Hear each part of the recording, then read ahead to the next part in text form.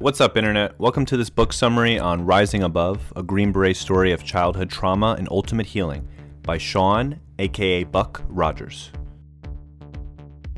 I found this true story to be valuable and easy to read. With only 100 pages, this book is packed with valuable life lessons. I finished it within 2 nights, and I enjoyed every bit of it. The book is a hero's journey of self-transformation and self-mastery. Trauma, pain, suffering, these are things that people go through in life to various degrees. Some people experience a lot of it, some people experience very little of it. However, moving forward, how people choose to identify themselves and identify their own past trauma and pain can make someone's situation become increasingly worse or increasingly better. In life, there are things we can control and there's things that we can't control. You may have experienced trauma that was out of your control, but how you choose to perceive it is within your own choice. The author, Buck Rogers, tells an amazing story of his life.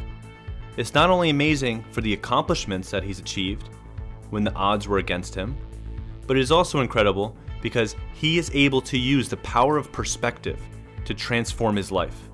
And with the power of perspective, the pain and trauma that the author went through as a child is something that he can now look back on with appreciation, because those childhood experiences are what shaped him to be the man he is today. The boy he was super resilient and tough, and that resilient and tough boy is what helped him get through so much adversity as an adult. So what type of trauma did Buck have to go through? Well, to name a few, he grew up with an abusive, opioid-addicted mother. As a kid, he was in a car once while his mom was being chased by her drug dealer, who was literally shooting at their car. Another time, Buck got attacked by a rooster. Yeah, a freaking rooster. And that was by far the scariest event of his life. Bruh. He truly lacked a father figure.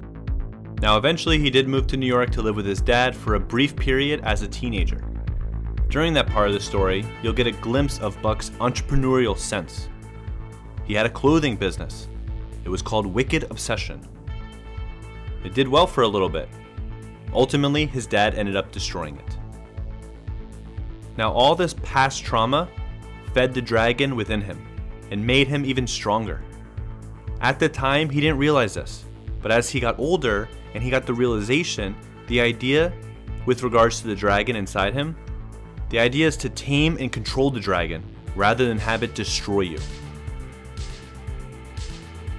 Buck mentions in the book how beneficial this is for others to do, to dig down to their own subconscious, figure out what you've suppressed and chosen to forget. Instead, face the past and find out why the trauma is the best thing that's ever happened to you. This is the power of perspective, and I love it. So here, I put together a few valuable takeaways I got out of the book, beyond what I've already mentioned. I do highly recommend you do pick up a copy of this book for yourself if you haven't already. And to the author, Buck Rogers, please narrate an audiobook version and you be the narrator. Don't hire somebody. Thank you, and thank you for your service. Now on to some takeaways. His past was the obstacle holding him back. He had to break a negative cycle he incurred through habit. He would get motivated and then take steps towards change, and then do something stupid and fuck it up. The author referred to this self-destructive nature as a dragon that would burn down his opportunities. The key is to use that dragon within to burn down obstacles that stand in the way. Learn how to ride the dragon instead of getting destroyed by it. Learn the cycles of trauma so you can quickly overcome it.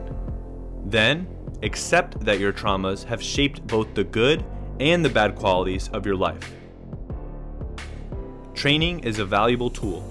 When you want to quit or are too afraid to think, it kicks in and gives you something to focus on. This could be true for every goal in your life. Make a plan and stick to it.